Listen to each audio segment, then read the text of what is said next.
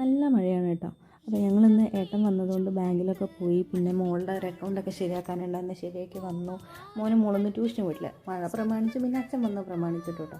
അപ്പോൾ ഞങ്ങൾ പുറത്തൊക്കെ വരുമ്പോൾ കുറച്ച് മത്തി വാങ്ങിയിട്ടുണ്ടായിരുന്നു. ഏട്ടാ അവർക്ക് അറിയായിരുന്നു പാലക്കാടുള്ള ഫുഡ് കറക്റ്റായിട്ട് നല്ല നല്ല റേറ്റുമാണ്, പിന്നെ വിചാരിച്ച പോലത്തെ ഫുഡും കിട്ടുന്നില്ലെന്ന്. അവർ വീട്ടിൽ തന്നെ എന്തൊക്കെ പ്രിപ്പ് ചെയ്ത് കഴിക്കുകയാണെന്ന് പറഞ്ഞിട്ടുണ്ടായിരുന്നു. അപ്പോൾ വരുമ്പോൾ ഞങ്ങൾ മത്തി മേടിച്ചു വന്നു. മത്തി കറി ഉണ്ടാക്കിയാൽ തേങ്ങ അരച്ച കറികളോട് ഭയങ്കര ഇഷ്ടമാണ്. എൻ്റെ കൂടെ പോയിട്ടപ്പോൾ തേങ്ങ അരയ്ക്കാത്തും കഴിക്കും, പക്ഷേ എന്നിരുന്നാൽ പോലും തേങ്ങ അരച്ചുണ്ടാക്കാമെന്ന് വിചാരിച്ചു. അപ്പോൾ ഞാൻ വേഗം മത്തിയൊക്കെ വെട്ടി കഴുകി വൃത്തിയാക്കി വെച്ചിട്ടുണ്ട്. ഞാനിവിടെ ചെറിയ മൺകലം വാങ്ങിയിട്ടുണ്ട്, അതെനിക്ക് നല്ല റേറ്റിൽ കിട്ടിയതുമാണ് കേട്ടോ, കുറഞ്ഞ റേറ്റിൽ.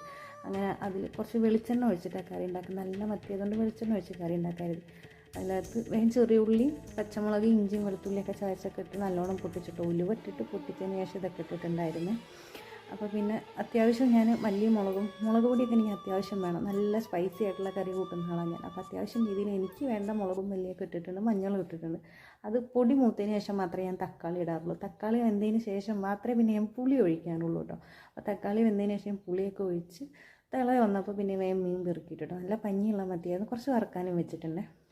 അങ്ങനെ അതിലേക്ക് അധികം വെള്ളം ചേർക്കാതെ അരച്ച തേങ്ങ കൂടെ ഒഴിച്ചിട്ടുണ്ടായിരുന്നു കേട്ടോ. അരച്ച തേങ്ങ കുറച്ച് ചെറിയുള്ളി ഇട്ടിട്ട് അരച്ചിട്ടുണ്ടായിരുന്നു. അത് അധികം തിള വരുന്നതിന് മുന്നേ തന്നെ ചെറിയ രീതിയിൽ തിള വന്നപ്പോൾ തന്നെ അടുപ്പത്ത് നിന്ന് മാറ്റി. കാര്യം എന്താ വെച്ചാൽ കൂടുതൽ നേരം ചട്ടിയിൽ നിന്ന് വീണ്ടും തിളയ്ക്കുമായിരുന്നു. അപ്പോൾ ഞങ്ങളുടെ വീടിൻ്റെ അടുത്തുള്ളൊരു ചേച്ചി പറഞ്ഞു, നീ ഇടുന്ന സാധനങ്ങളുടെ പേര് പറയണമെന്ന്. ഒരുപാട് ഞങ്ങൾക്കും അറിയാൻ വേണ്ടിയിട്ട് പാലക്കാട് സ്റ്റൈലിലുള്ള കറികൾ